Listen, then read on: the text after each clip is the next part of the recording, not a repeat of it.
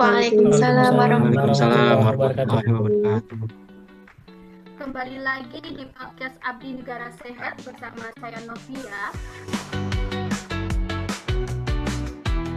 Hari ini kita bicara soal cinta tanah air, tapi bukan bicara soal angkat senjata.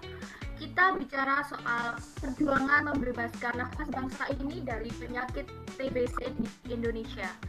Di Indonesia sendiri masih berada di peringkat atas terkait dengan kasus TBC di dunia. Bersama saya sudah hadir rekan-rekan 4 narasumber hebat kita pada kesempatan podcast kali ini, berasal dari ASN Kesehatan Hebat. Nah, perkenalkan narasumber kami. Yang pertama ada Mas Lukman.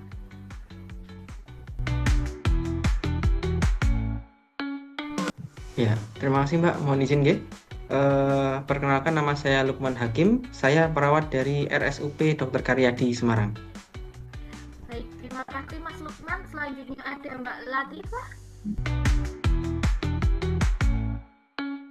Silakan Mbak Latifah. Oke, iya terima kasih. Halo semuanya, perkenalkan saya Latifah, saya sanitari lingkungan dari RSJ Dr. Rajiman Widyo Diningrat Lawak. Baik, Mbak Latifah. Selanjutnya ada Mbak Akta. Mari silakan Mbak Akta. Hai semuanya, perkenalkan nama saya Aktavia, saya radiografer dari RSUP Dr. Karyadi Semarang. Halo Mbak Akta. Selanjutnya ada Mas Dede. Boleh diperkenalkan dulu? Baik. Terima kasih Mbak Novi. Perkenalkan, nama saya Dedek Budi Saputra. Saya dari Biro Pengadaan Barang dan Jasa. Saya di Sekretariat Jenderal Kementerian Kesehatan sebagai analis anggaran. Baik, sudah berkumpul ya, ada perawat, ada sanitari, ada radiologi, dan ada dari analis anggaran. Nah, tanpa berlama-lama, mari kita mulai perbincangan podcast pada kesempatan kali ini. Nah, untuk pertanyaan pertama, ini saya tujukan untuk Mas Lukman ya. Kenapa sih urusan TBC ini erat kaitannya dengan visualisasi bangsa yang cinta tanah air? Bisa dibantu Mas Lukman? Baik Mbak, mohon izin ya Mbak. Ini menarik ya, karena TBC merupakan salah satu penyakit yang menjadi fokus pada program Indonesia Emas. Jadi begini ya Mbak, TBC atau tuberkulosis merupakan penyakit menular, salah satu penyakit menular yang proses penularannya itu melalui udara atau airborne. Jadi mudah sekali untuk proses penularannya. Penyakit ini dapat menyerang siapa saja dan di Indonesia mayoritas menyerang di usia produktif seperti 15 sampai dengan 55 tahun. Menurut data juga, Indonesia menjadi peringkat kedua se-ASEAN dengan penyakit TBC-nya. Kalau generasi muda kita saja batuk darah, lemas, sesak napas, dan tidak bisa bekerja karena TBC, cita-cita Indonesia emas itu cuma mimpi belaka. Cinta tanah air di sini artinya tidak meninggalkan saudara kita karena terasingkan yang disebabkan oleh stigma, sehingga cinta tanah air selaku petugas kesehatan, terutama saya sebagai perawat, itu diperlukan dengan cara memberikan edukasi tentang TBC, mengajak masyarakat untuk melakukan screening kesehatan, serta mendampingi selama proses pengobatan agar masyarakat yang terdampak menjadi sembuh. Seperti itu, Mbak. Oh, baik Mas Lukman. Tadi berarti TBC itu menular lewat udara ya Mas Lukman? Iya, lewat udara, Mbak. Nah, baik. Kalau ngomong-ngomong terkait dengan udara nih, nah kan kita punya sanitarian nih, Mbak Latifah, bisa dijelaskan nggak memvisualisasikan cinta tanah air ini lewat lingkungan yang bebas TBC? Silakan Mbak Latifah. Oke, benar kata Mbak Novi dan Mas Lukman tadi, TBC atau tuberkulosis adalah penyakit menular melalui udara atau airborne. Penularannya itu sangat dipengaruhi oleh ventilasi yang buruk, hunian padat dan lembab, pencahayaan alami yang rendah, kebersihan lingkungan yang rendah, dan limbah rumah tangga yang tidak terkelola dengan baik. Sanitasi lingkungan yang buruk merupakan kondisi ideal bagi penularan kita membersihkan lingkungan, memperbaiki ventilasi rumah dengan cara membuka jendela rumah dan mencegah penularan TBC, kita tidak hanya melindungi kesehatan pribadi, tetapi kita sedang melindungi masa depan bangsa. Sanitasi adalah benteng pertahanan non-militer kita, dan mencegah TBC adalah menjaga SDM yang unggul, di mana menjaga SDM yang unggul adalah wujud nyata bela negara di era modern. Seperti itu, Mbak Novi. Wah, menarik ya Mbak Latifah. Ternyata hal kecil aja kita buka jendela pun sudah termasuk bela negara ya. Betul. Oh, baik. Berarti kita bisa melakukan dari hal-hal kecil dulu sebelum itu. Nah, kan banyak nih yang mereka nggak tahu kalau mereka itu terkena TBC. Dari Akta sendiri, dari bagian radiologi, bagaimana peran teknologi nih untuk melawan TBC? Bisa dibantu jelaskan Kak Akta? Oke, baik Kak Novi. Jadi TBC itu kan seringkali menyerang secara senyap ya, tanpa ada gejala besar, namun perlahan melumpuhkan nafas bangsa. Nah, disinilah peran ASN radiografer hadir sebagai intelijen visual negara melalui program Active Case Finding.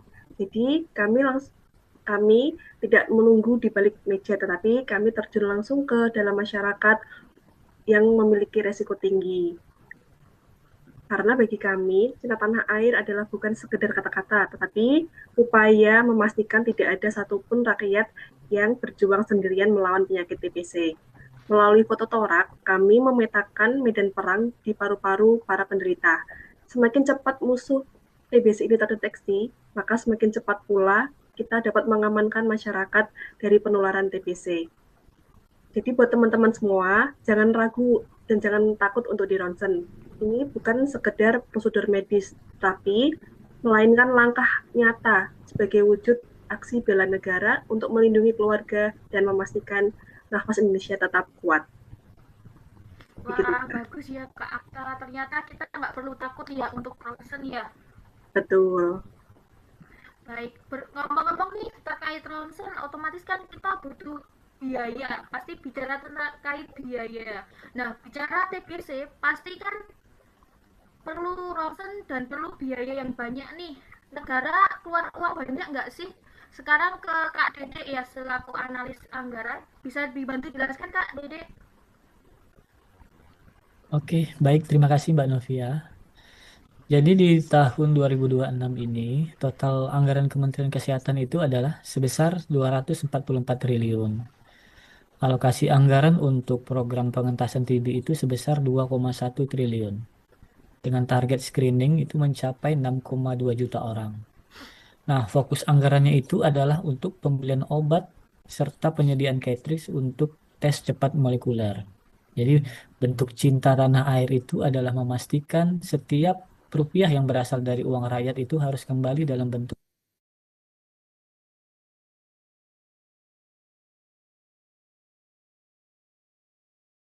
kerugian ekonomi akibat penyakit TBC di Indonesia itu bisa mencapai triliunan rupiah per tahun karena kita kehilangan produktivitas.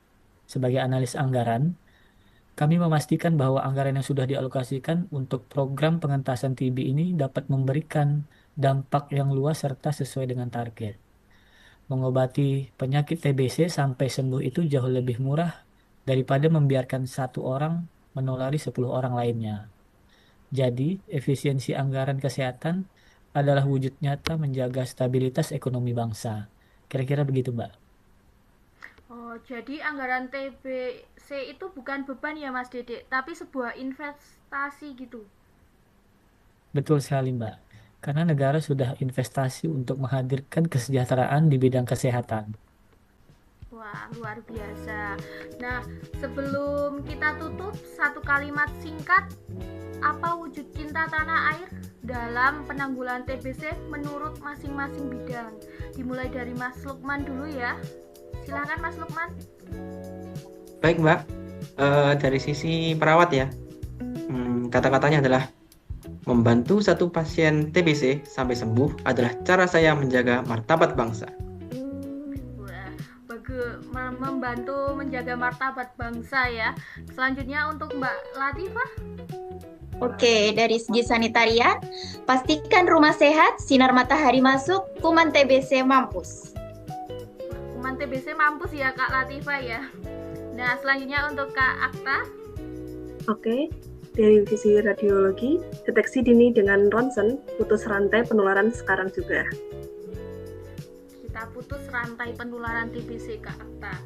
Nah, selanjutnya untuk Mas Dede. Baik, kalau dari sisi analis anggaran kesehatan yang tepat sasaran adalah kunci kedaulatan rakyat. Kunci kedaulatan rakyat. Baik, sobat sehat semua, TBC bisa disembuhkan. Obatnya sudah disediakan oleh negara gratis di puskesmas. Mari wujudkan Indonesia bebas TBC sebagai bukti cinta kita pada tanah air. Saya host, saya pamit undur diri. Salam sehat. Kami ASN Kesehatan siap mengabdi, siap bela negara. Baik, terima kasih kepada seluruh narasumber dan sobat sehat semua yang telah mendengarkan podcast pada kesempatan kali ini. Saya Novia, sampai jumpa di episode podcast selanjutnya. Wassalamualaikum warahmatullahi wabarakatuh. Waalaikumsalam. Waalaikumsalam warahmatullahi wabarakatuh.